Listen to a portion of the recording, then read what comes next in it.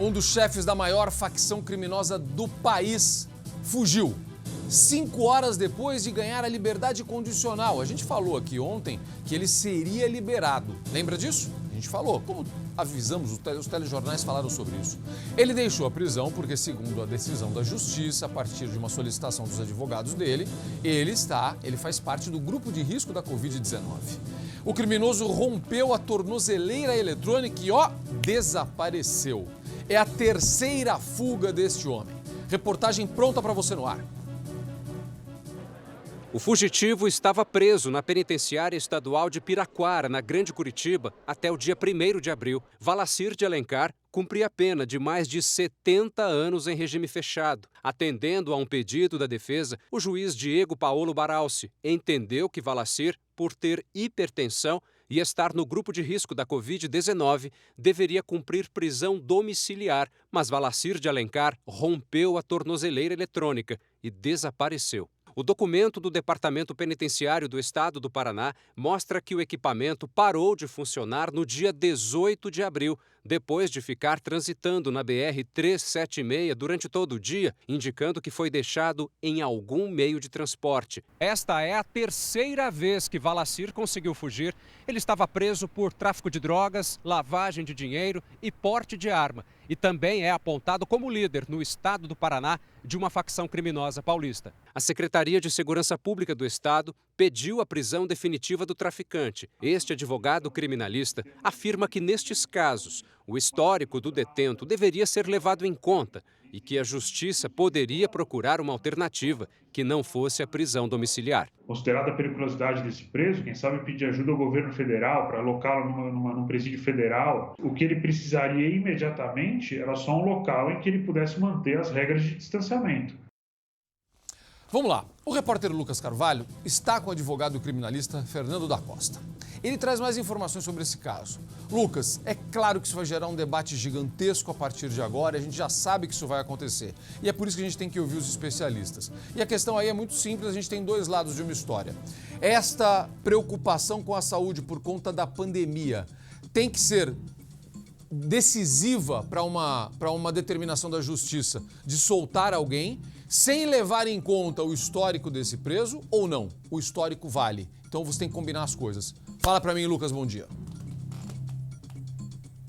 Vamos lá, Zucatelli, bom dia para você também. A gente está aqui com o doutor Fernando da Costa, 25 anos de experiência nesse setor. Ele que é advogado criminalista e vai trazer detalhes, vai entrar nessa discussão, nesse debate com a gente. Doutor, bom dia, obrigado pela entrevista ao vivo no Balanço Geral amanhã.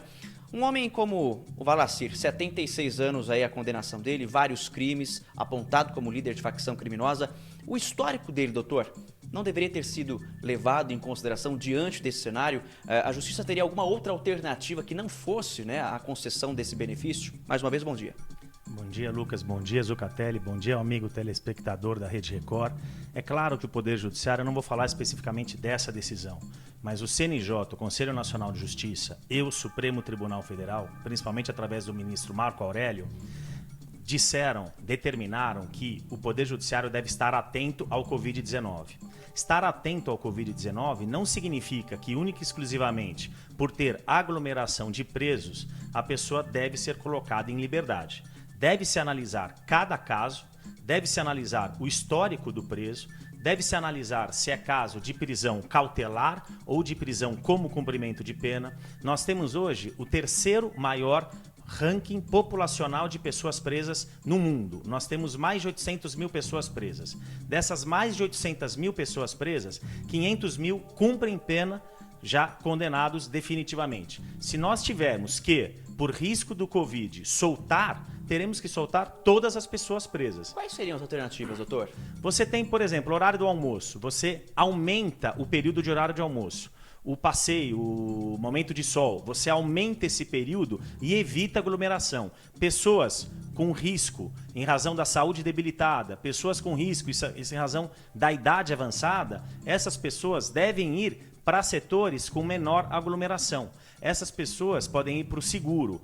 Se, eventualmente, o sistema prisional não puder oferecer esse tipo de benefício ao preso, substitua o sistema prisional. Então, nos casos excepcionais, inclusive você tem o hospital de custódia. Você pode muito bem, num caso de contaminação, transferir o preso para o hospital de custódia. Então, os casos de liberdade devem ser aplicados naqueles casos mais extremos. Nesse caso específico, a gente está falando de uma pessoa condenada a mais de 76 anos, condenada a crime de tráfico, condenada a crime de porte de arma, lavagem e associação criminosa, tida como líder de uma facção criminosa e, o mais importante, com histórico de 2 fugas, uma realizada e uma tentativa. Então é uma pessoa que, por ser hipertensa e ter 39 anos de idade, sem a contaminação, conseguir uma liberdade provisória, é uma decisão, sem dúvida nenhuma, que deve ser analisada e repensada pelo Poder Judiciário e pelo Ministério Público, que, salvo engano, opinou favoravelmente a ela. Doutor, no despacho, o juiz ele até fala, ele coloca a questão das condições da penitenciária lá de Piraquara, no estado do Paraná, afirmando que lá não havia condições para um preso nessa situação da pandemia. O juiz alega que não havia uma unidade médica, não havia sistema de ventilação, não havia também os produtos de higiene, medicamentos que são apontados ou orientados pelo Ministério da Saúde. Diante dessa argumentação, o senhor acredita então que talvez ter encaminhado ele para uma outra unidade que tivesse essas condições ou para um próprio hospital de custódia, seria essa a opção alternativa, doutor? Talvez. Acho que sim. Agora, é uma decisão preocupante, porque se o sistema prisional como um todo não oferece saúde a esse preso, em tese, não oferece a nenhum outro preso. Então, todas as pessoas que lá se encontram num momento de pandemia como essa, em tese, deveriam ter a pena substituída por uma prisão domiciliar.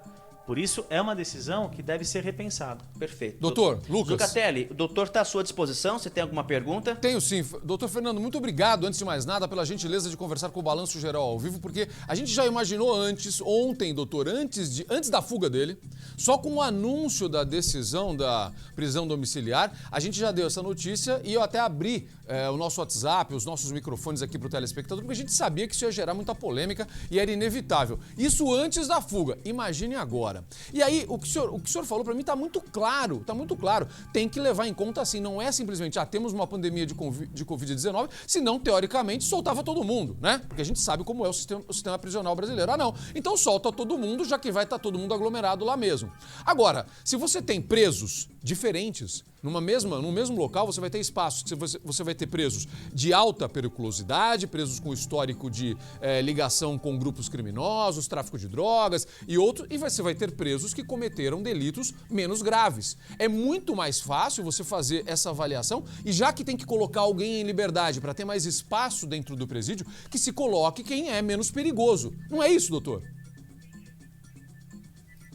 É isso, Zucatelli, muito bem falado. Por isso que eu falei que você tem hoje 2 tipos de prisão. Aquela prisão cautelar, que a pessoa ainda não foi condenada, e aquela prisão que ele já foi condenado e está cumprindo a pena. Então, se for para diminuir a população prisional, dentre os critérios são as pessoas com mais idade, as pessoas com risco de saúde, as pessoas que têm a prisão cautelar, as pessoas que estão presas por um crime de menor potencial ofensivo. Então são essas pessoas que, em tese, deveriam cumprir essa prisão, em tese até cautelar, estou dando o exemplo da cautelar, em casa ou através de outro sistema, num sistema semiaberto, né? Doutor Fernando, a gente tem muitas questões dos telespectadores. Por exemplo, a partir desta fuga, acho que isso é uma coisa muito importante para as pessoas. Porque eu tenho certeza que minha amiga que está vendo a gente em casa, doutor, está falando assim, Zuca, eu avisei, eu sabia que isso ia dar errado. Todo mundo sabia que esse tipo de coisa ia dar errado. É uma sensação natural das pessoas num momento como esse. Quando algo assim acontece, né? Crônica da morte anunciada. Muita gente já imaginou que de fato algo assim fosse acontecer, já que especialmente nesse caso, esse rapaz tinha histórico de outras fugas. Não é a primeira vez que ele fugiu, né? Ele ficou só 5 horas em liberdade, em prisão domiciliar, né? Agora ele está em liberdade total e absoluta. Só 5 horas, até cortar a tornozeleira. A gente vai começar a questionar uma série de coisas. A eficiência da tornozeleira, se é fácil de cortar, se não é fácil de cortar, qual é a velocidade quando você rompe a tornozeleira para você localizar imunizar uma pessoa antes que ela desapareça no mundo. Agora vai ser muita coisa colocada em discussão. Mas nesse momento específico em que estamos tratando de Covid-19, das decisões da Justiça, em que outras pessoas, com certeza absoluta, seriam soltas, né? Ou ganhariam o direito à prisão domiciliar. Isso pode mudar essa rota a partir de agora, doutor? Ah, pode, porque essa é uma decisão, é o que eu disse, preocupante. No momento em que ele fala que aquele sistema prisional não traz possibilidade de manter as pessoas presas em época de Covid, porque não tem ventilação, porque as pessoas estão aglomeradas, não só esse sistema prisional e todos os outros. É evidente que em sistema prisional você tem aglomeração. É evidente que o preso ele tem um risco muito maior de ser contaminado do que uma pessoa que se encontra sozinha, isolada em casa. Da mesma forma que pessoas que têm que sair para trabalhar, como você mesmo, que está aí trabalhando, tem um risco de contaminação muito maior do que as pessoas que estão reclusas em casa. Mas faz parte da sua obrigação trabalhar, faz parte da minha obrigação, do Lucas aqui trabalhar, e faz parte da obrigação do preso cumprir uma pena por algo que ele fez. Então não podemos, nessa pandemia de Covid-19, ou em todas as outras que nós já tivemos, nesse século nós já tivemos outras 3 graves pandemias, e isso não é requisito para revogação de prisão como cumprimento de pena ou de prisão cautelar. Os casos de revogação devem ser aqueles de fato extremos. É evidente que o sistema prisional ele traz por si só um risco maior de contaminação. É evidente que o CNJ ele acertou no momento em que ele orienta o Poder Judiciário, orienta os sistemas prisionais a tomarem medidas para se evitar a contaminação. Então, um tempo maior de alimentação, um tempo maior no período de sol, as pessoas com idade e as pessoas com problema de saúde serem separadas das outras pessoas. Claro, as pessoas que estão contaminadas devem ir para um hospital de custódia. Agora, sair soltando todo mundo única e exclusivamente em razão do Covid ou ainda em razão dele ter um problema de saúde que pode, em caso de infecção, trazer um risco de vida, eu acho exagerado. Não, tá claríssimo. Doutor, eu vou até convidar o nosso telespectador a mandar perguntas. Coloca o WhatsApp pro pessoal, porque eu tenho certeza que a turma tá em casa assistindo, tá falando, meu Deus, essa história é um absurdo. Então, mande perguntas pra gente no 11 99 878 7777. Doutor, eu queria aproveitar para questionar essa história da tornozeleira eletrônica e a eficiência disso. Porque essa tornozeleira não garantir a manutenção ou a conexão de um criminoso perigoso com o sistema prisional por mais de 5 horas, foram apenas 5, não foi nem um dia, foram 5 horas. Qual é a eficiência disso, doutor? Esse é um ponto preocupante, porque eu sempre fui um defensor do uso da tornozeleira eletrônica.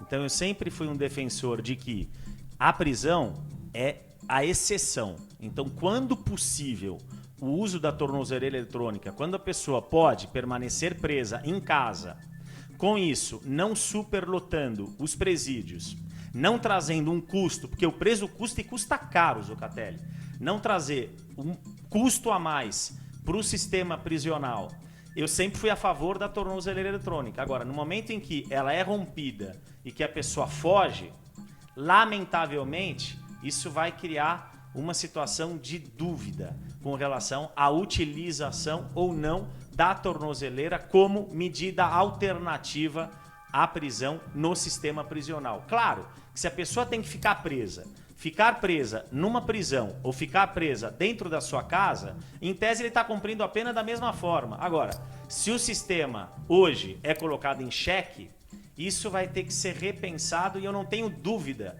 que o Poder Judiciário vai repensar as vezes em que for revogar a prisão para a utilização da tornozeleira eletrônica, Zucatelli. Doutor, deixa eu aproveitar e falar sobre uma outra questão que é sempre muito falada pelo nosso telespectador. Eu tenho certeza que o senhor já falou sobre isso, já respondeu questões nesse sentido. E nesse momento isso tem sido mais falado ainda. Que é a necessidade ou um desejo que a sociedade toda tem de ver... O senhor tocou num ponto fundamental aí, que é o sentimento das pessoas. O preso custa muito caro para a sociedade. Do lado de fora ele custa caro cometendo crimes também, tirando vidas, destruindo famílias. Ele também custa caro. mas do lado de dentro ele custa exatamente dinheiro dos nossos impostos, que poderia ser destinado à saúde, para ter uma estrutura melhor de saúde no caso de uma pandemia, etc, etc. A coisa fica grande. Mas vamos lá, um questionamento muito grande da sociedade é: por que o preso não trabalha lá dentro, ou só em alguns casos a gente tem o trabalho dentro da prisão? E num caso específico como este, em que nós estamos precisando, por exemplo, de fabricação de máscaras, nós estamos precisando de manutenção de respiradores, será que não seria um momento especial para uma organização grande para colocar este preso, essa pessoa que está lá, no lugar de simplesmente colocar uma tornozeleira eletrônica e mandar ele para casa, colocar esse pessoal para trabalhar e ajudar o Brasil e o mundo a sair de uma situação difícil como essa? Zucatelli, seria assim. A sua pergunta ela é muito importante. O governo de São Paulo, eu sei que vem tentando privatizar os presídios. E nessa privatização desse sistema prisional, pelo menos no estado de São Paulo, as empresas que privatizarão e que cuidarão da segurança dos presídios farão isso e, claro, farão com que os presos trabalhem. E esse trabalho renderá o dinheiro que fará com que se pague a segurança dos próprios presos. Saiba você, Zucatelli, nosso amigo telespectador, que um preso hoje custa mais de 3 vezes o custo da educação de uma criança. Então, cada pessoa que é presa e que o Estado banca, ele tira 3 crianças de serem educadas. Meu Deus do céu. É um absurdo isso, doutor. Tá vendo só? Então eu sou sim favorável ao preso trabalhar. E outra coisa, há um provérbio que diz: a mente desocupada é a oficina do demônio. Isso está numa prisão na Inglaterra. Então, o preso que não trabalha, que tem aquela ociosidade lá dentro, além de o tempo não passar, ele pensa em besteira. Então, o trabalho enobrece o homem, ajuda na ressocialização do preso, ajuda no rendimento econômico, inclusive do preso, que passa a receber um salário, né, trabalhando, pode ajudar um pouco a sua família e ajuda no próprio custo desse preso para com o Estado. Por isso que eu sou favorável à privatização de presídios e à exploração da atividade dentro do sistema prisional, por todos esses fatores. Não tem o porquê o preso ficar lá dentro sem trabalhar, sem fazer absolutamente nada. Claro que tem outros tipos de ressocialização que são importantes e que são adotadas como estudo. Hoje o preso ele pode estudar, o estudo e o trabalho, inclusive, eles diminuem a quantidade de pena. Cada 3 dias trabalhado ou estudado reduz um dia de pena. Então há um estímulo do preso. E eu sei que tem vários presos, inclusive, que querem trabalhar. Sim. Só que é difícil você conseguir trabalhar, porque o sistema prisional hoje não dá essa oportunidade a todos os presos. Isso precisa ser mudado, Zucatelli. Doutor, o senhor sabe que esses são os momentos. Eu tenho dito aqui muito, digo nas redes sociais, digo aqui na TV também, que eu acredito que nós, sociedade, vamos sair mais fortes dessa história do coronavírus. Só que a gente tem que saber aproveitar algumas oportunidades. Esse é um momento importante de debate disso, né, doutor? Então agora é um debate importante. Seria a hora justamente de olhar para isso. Ver o que está acontecendo no sistema prisional e olhar para isso. Eu tenho uma pergunta que chegou de telespectador aqui, não deu nem tempo de eu ver o nome. Deixa eu só repassar rapidinho para o senhor, que o senhor conhece bem esse sistema da tornozeleira eletrônica. Ela toca algum alarme no momento em que ela é rompida, doutor? Toca. Ela tem vários alarmes, né? Quando a bateria vem acabando, ela aciona um alarme. Então, e a central de monitoramento é 24 horas. Quando o sistema sai, ele é monitorado por GPS. Então, às vezes, falha o GPS. Nesse momento, uma luz é acendida e o preso que se encontra com a tornozeleira tem um telefone de contato 24 horas com essa central e ele tem que imediatamente ligar na central. E a central vai monitorando, dizendo, olha, ande, saia do local que você está, se você está na sala, vai para o quarto e fica analisando, falando com a pessoa até que o sistema volte. E, inclusive, um dos casos de multa, de advertência, inclusive de revogação da utilização da tornozeleira é o preso, por exemplo, que acaba a bateria, né? Porque ela é bateria. Aquele período que ele deixa acabar a bateria, ele pode, inclusive, perder a utilização da tornozeleira. Então, algumas situações, você tem o uso da tornozeleira onde a pessoa pode sair de dia num sistema prisional noturno, né? Que é o regime semiaberto. Então, ele pode trabalhar de dia e à noite tem que se recolher ao seu domicílio. Então a orientação é que ele tenha o carregador daquela bateria da tornozeleira no local de trabalho e em casa. Se ele eventualmente vai para o local de trabalho e acaba a bateria e acaba aquele monitoramento por ter acabado a bateria, ele pode ter risco de perder a utilização dessa tornozeleira. E o direito a esse Mas sistema. o monitoramento, Zucatelli, respondendo bem objetiva a sua pergunta, ele é online 24 horas. Perfeito. Doutor, muito obrigado. Só posso lhe agradecer. Obrigado pelos esclarecimentos. Foi muito importante a gente falar sobre isso hoje. Lucas, não sei se você tem mais alguma pergunta. Agradeço ao doutor Fernando. Foi fantástica a entrevista e necessária. E agora a gente vai esperar o que vai acontecer com as próximas decisões da Justiça, né, Lucas? É isso. Só uma complementação, Zucatelli, aproveitar também já a participação do doutor.